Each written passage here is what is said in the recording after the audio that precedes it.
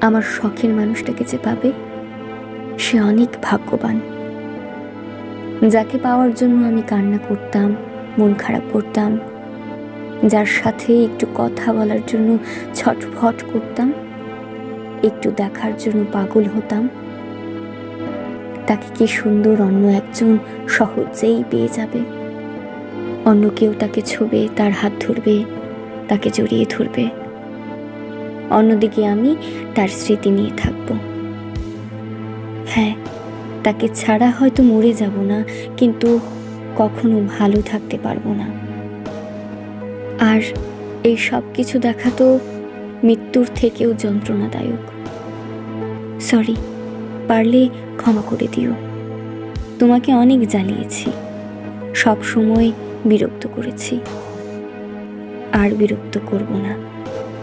ভালো থেকো।